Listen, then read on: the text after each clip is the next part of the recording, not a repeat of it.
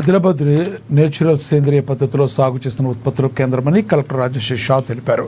సోమవారం పట్టణంలోని కలెక్టర్ చౌరస్తాల గల కేంద్రంలో ఆయన చెరుకు రసం తీసే మిషన్ను ప్రారంభించారు. జిల్లాలోని దాదాపుగా 90 మంది రైతులు సహజసిద్ధమైన ఎరువులు వేసి సేంద్రియ సాగు ద్వారా పండించిన పంటల ఉత్పత్తులు అమ్మడం గర్వకారణమన్నారు.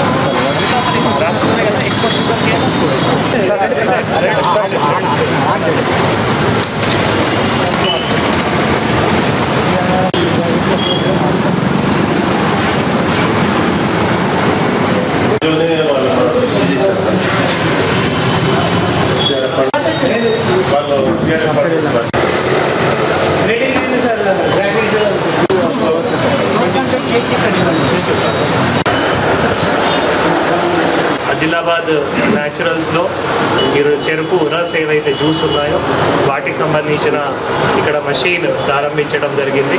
ముఖ్యంగా ఆదిలాబాద్ న్యాచురల్స్ 93 రైతులతో నడుస్తూ ఉంది. మన జిల్లాకి ఒక గౌరవం, ఎందుకంటే సేంద్రియ పద్ధతిలో మరి చాలా రకాలు ప్రొడక్ట్స్ ఇక్కడే వారు తయారు చేసి ప్రాసెసింగ్ కూడా చేసుకొని మళ్ళీ మంచి ప్రొడక్ట్స్ అంటే ఆరోగ్యంకి చాలా ఉపయోగమైన ఏవైతే ప్రొడక్ట్స్ ఉన్నాయో అవి అమ్మడం జరుగుతుంది. సో ఇది గతంలో దివ్య మేడం చొరవతో మళ్ళీ 93 రైతులు వారందరూ చొరవతో ఇది స్టార్ట్ అయ్యి దాని తర్వాత మళ్ళీ ఇది డైలీ ఇప్పుడు ఇందాక నేను ఇక్కడ తెలుసుకుంటే 30,000 40,000 సేల్స్ కూడా అవుతున్నాయి. చాలామంది ఇప్పుడు హెల్త్ కాన్షియస్ పీపుల్ కానీ మిగతా వాళ్ళు కూడా ఇక్కడ వచ్చి మళ్ళీ ఏవైతే ప్రొడక్ట్స్ ఉన్నాయో తీసుకొని వెళ్తున్నారు.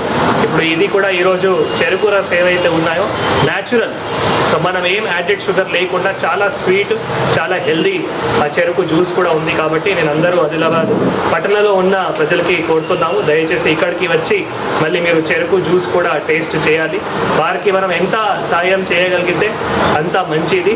ఈ రైతులకి మనం తప్పకుండా ఇంకా సాయం చేస్తేనే మళ్ళీ అందరూ బాగా పడతారు. రైతుల ద్వారానే మొత్తం సమాజం బాగా పడతాయి. నేను అందరికీ కూడా తెలియజేస్తున్నాను. మనం కూడా వారికి మొన్న హార్టికల్చర్ డిపార్ట్మెంట్ నుంచి మళ్ళీ స్ప్రింక్లర్ డ్రిప్ కూడా సాయం కూడా ఇవ్వడం జరిగింది. ఇంకా కూడా ఏవైతే సాయం ఉన్నాయో ఇందాక ఫిష్ పాండ్స్ గురించి కూడా అడిగినారు. ఈజీఎస్లో ఫిష్ పాండ్స్ కూడా శాంక్షన్ చేయడానికి ఆస్కారం ఉంటుంది.